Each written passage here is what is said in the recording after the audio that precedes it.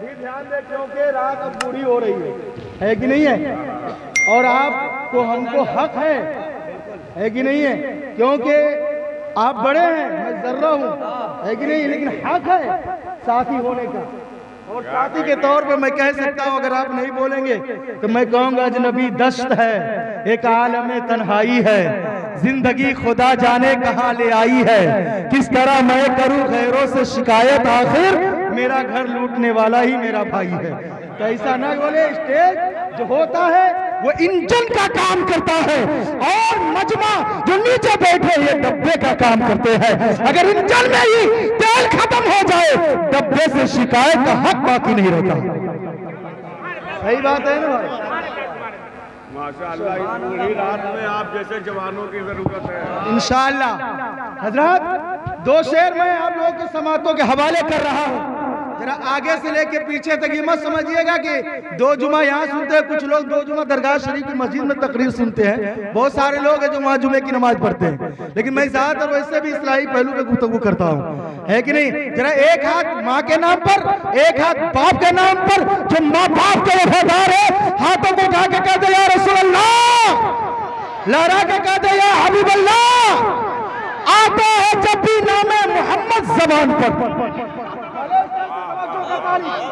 आता है जब भी नामे मोहम्मद जबान पर, रहमत बरसने लगती है मेरे मकान पर, मेरे मकान पर। और ये सोच कर बना है सना खाने मुस्तफा, इसका असर पड़ेगा मेरे खानदान पर। ये सोच कर बना है सना खाने मुस्तफा, इसका असर पड़ेगा मेरे खानदान पर, इसका असर पड़ेगा मेरे खानदान पर।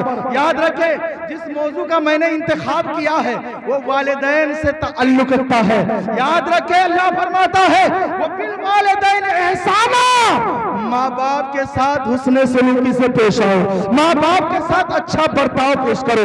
जानते हैं मैंने ये क्यों कहा? इसलिए कि माँ बाप का रिश्ता इतना मुस्तहकम है, इतना आला है। ए मेरे भाई, एक सहाबी रसूल थे जो सिर्फ माँ को, अपनी बीवी को माँ पे तरजीह दे रहे थे, हालांकि वो नमाजी भी थे, गाजी भी थे, हाजी भी थे, रोजादार भी थे, फिर भी इस तरजीह देने की वजह से माँ नाराज हो गई। वाकया बताऊंगा हजरत अलकमा का तो लंबा हो जाएगा, तो रूह नहीं निकल रही थी। याद रखें, मुस्तफा ने दुनिया में उनके लिए हुक्म दिया कि आग लगाओ, लकड़ी इकट्ठा की जाए, उसमें आग लगाई जाए और अलकमा को उसमें डाल दी जाए।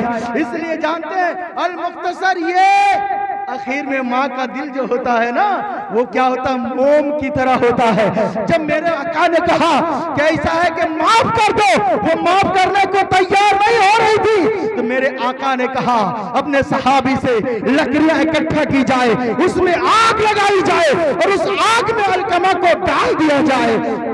कि मेरे भाई, वो नमाजी भी थे, वो सहाबी थे, सहाबी जिनके पास अमल के ज़खाइर थे। हमारे पास तो अमल भी नहीं है, हम तो नमाज भी पाबंदी के साथ नहीं पढ़ते हैं और रमजान में रोजा भी सही से नहीं रखते हैं। हम लोग तो गुनहगार हैं, सियाकार हैं, खताकार हैं। अगर हम माँ बाप को नाराज करेंगे तो कहाँ जाएंगे? याद रखें, माँ बाप नाराज हो गया तो इसी सूरत में वो रब भी माफ नहीं फरमाएगा। इसलिए मैं नहीं कह रहा हूँ, मेरे सरकार फरमा रहे हैं कि तेरे माँ बाप की रजा में मेरी रजा है, मेरी रजा में रब की रजा।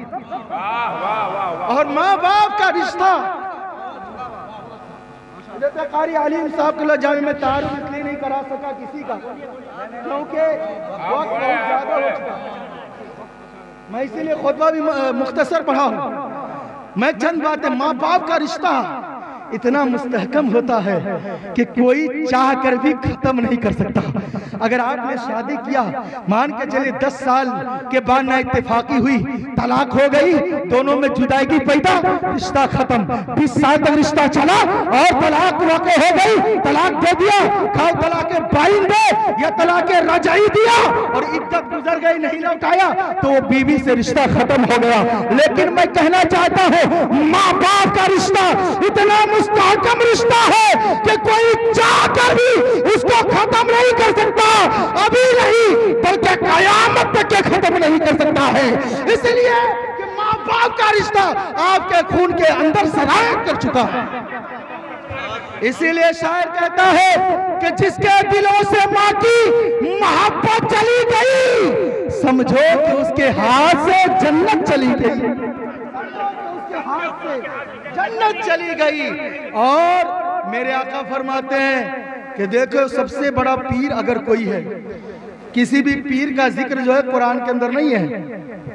पीर के पास जाते हैं, उसकी इत्तिबा करते हैं, उनका कहना मानते हैं, और माँ बाप को अगर गालियां देते हैं, माँ बाप को नाराज करके जाते हैं, मजार पे 1000 की नहीं 10,000 की आप चादर पेश कर दे, और माँ अगर घर में नाराज है, बाप घर में नाराज है, वो चादर पेश करना काम नहीं आएगा। अरे सबसे बड़ा पीर जो है वो आपके घर में मौजूद है। आप पहले माँ बाप को खुश रखे, मखदूम की बारगाह में जाए, वो भी राजी हो जाए। और अगर माँ बाप नाराज है तो याद रखिए, न कोई वली खुश होंगे न नबी खुश होंगे, और जब नबी खुश नहीं होंगे तो रब भी खुश नहीं होगा। मेरे आका जनाब मोहम्मद रसूलुल्लाह सल्लल्लाहु अलैहि वसल्लम फरमाते हैं, अल जन्नतु तहता अक़दाम उम्मिहा वल अबू बाबुहा, जन्नत माँ के कदमों के नीचे है, बाप जन्नत का दरवाजा है। मतलब यह है कि सिर्फ माँ को राजी करने से काम नहीं चलेगा, बल्कि बाप को भी राजी करना पड़ेगा।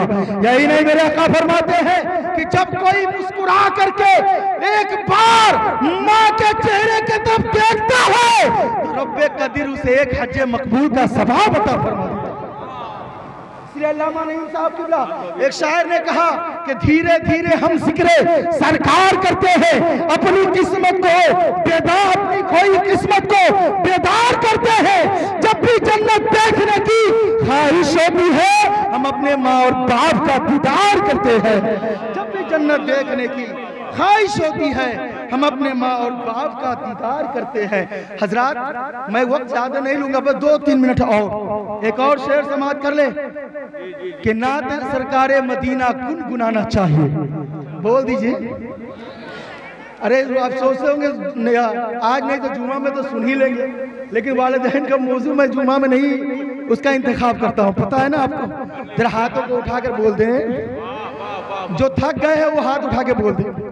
अरे नबी के नाम पे बोलेंगे, हाथों में ताकत पैदा हो जाएगी। कोई बीमारी भी हो तो बीमारी दूर हो जाएगी। नबी के नाम पर उठने वाला हाथ में कभी लकवा नहीं है, कभी लकवा नहीं आएगा, लकवा नहीं मारा है कि नहीं। जब मचल के हाथ उठा बोल दे या रसूल अल्लाह, नाते सरकारे मदीना गुनगुनाना चाहिए, नाते सरकारे मदीना गुनगुनाना चाहिए, अपनी सोई किस्मत को खूब जगाना चाहिए, और राजी करने के लिए रब को नबी को दोस्तों अपनी माँ का रात में पाँव दबाना चाहिए, अपनी माँ का रात में पाँव दबाना चाहिए। इसलिए मैं सिर्फ आपसे ये अपील करूंगा, माँ एक अनमोल हीरा है, एक अजीम तोहफा है। आप उनसे पूछो जिनके माँ का साया सर से उठ गया है। माँ हाजी रियाज साहब किबला बड़ी मोहब्बत करते थे। जब भी संडे आता था ना, गाड़ी उठाते थे और चमनगंज माँ से मिलने चले जाया करते थे। जब माँ का इंतकाल होता है ऐसा बताते थे, लगता है मेरा चमन उजड़ गया है, लगता है मेरा सुकून खत्म हो गया है। माँ का दीदार जब तक नहीं करते थे तब तक उनको सुकून नहीं मिलता था। और क्यों न हो, माँ तो माँ होती है, बाप तो बाप होता है, बाप से भी ज्यादा मर्तबा माँ का है। मेरे आका से एक सहाबी ने एक मौके से पूछा था, है आका मेरे ऊपर सबसे ज्यादा हक किसका है?